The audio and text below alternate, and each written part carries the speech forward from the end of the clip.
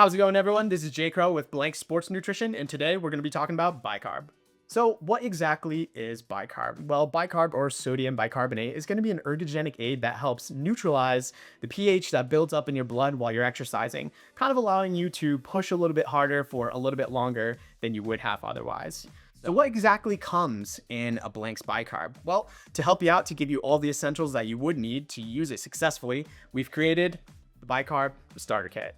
Comes in a couple of different flavors depending on what your preferences are, but what's on the inside?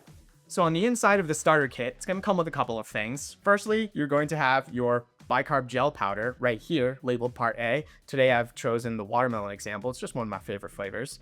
And you'll have Part B, a nice little starter kit of the bicarb pellets. You'll also receive in the starter kit a jar to do the mixing in, as well as a helpful information card to give you some guidance as far as how to use the bicarb. A couple of you guys may have already purchased a starter kit from us for the bicarb and noticed that it came with a flask as opposed to the jar. It's totally fine to use these interchangeably. We've just noticed that the jar was a lot more convenient to use and travel with in the long term. So from the bicarb starter kit, how do we go through with making that? I'm gonna go ahead and show you that right here. We'll start off by taking the jar out of the starter kit.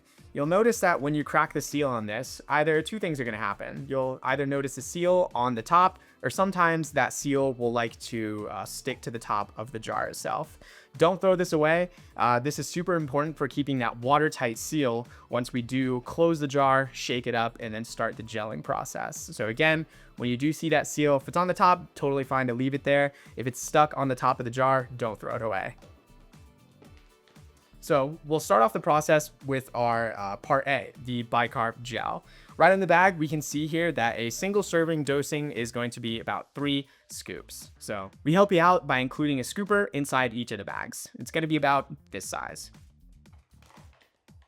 So again, we'll start off and kind of show you guys what's going on here by adding the 3 scoops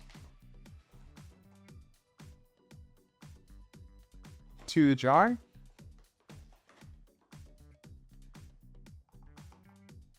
It'll look kind of something about that when you have it in there. Now, when you're doing your scooping, as with any of our Blanks products or really anything in general, be sure that when you're getting the scooper size, you have it nice and leveled off at the top, kind of like this right here. Anything less than that amount, so kind of like a half scoop like this one, is not going to result in the proper dosing and not have as good of an end product. For those super sciencey guys, we also do include a weight for what a single dosing is. For the example of our bicarb gel, for a single dosing, that's going to be about 50 grams, which you can see right under the nutrition facts on the bag. Second step for making the bicarb gel is going to be adding the water. So one of the helpful things that we've done with the jar is flipping it around from the logo side. On the back, you'll see that we have a water fill line. This is going to be about 150 milliliters of water. And then so you'll fill it to right about that hard line right there. Then you take the cap of the jar, again, double checking just to make sure that you have that watertight seal on there. Thread it back on and then give it a shake. For how long you shake, it shouldn't take too long to mix that powder all the way in there. You can stop a couple of times after like 5 to 10 seconds, I would say, just to give it a look to make sure that there's no clumping in there or still powder buildup on the side of the jar.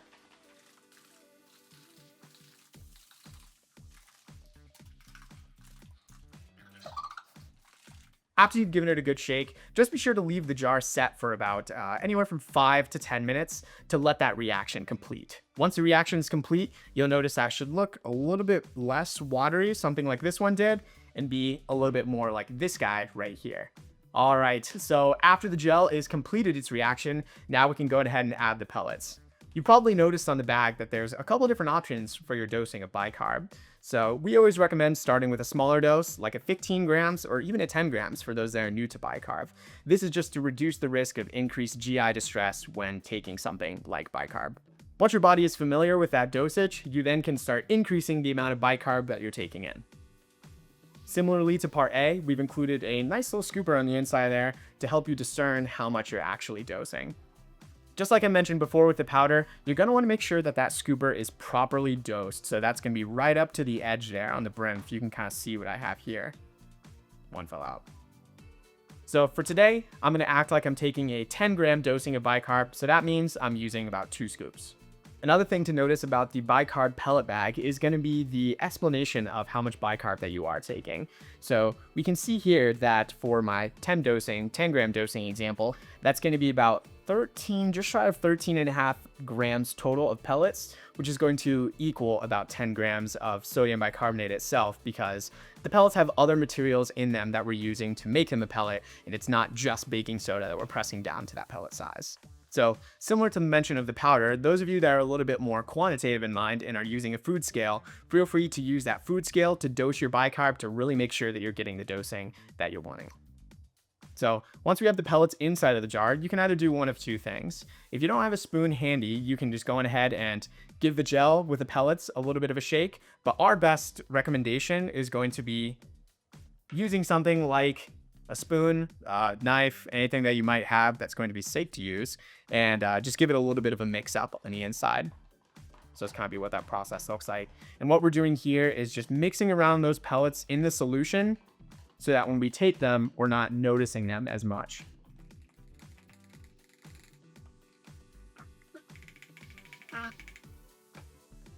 All right.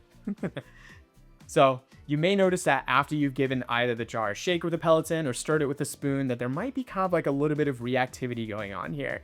And what's happening here is that's just the pellet starting a very small reaction with the gel, and nothing to worry about.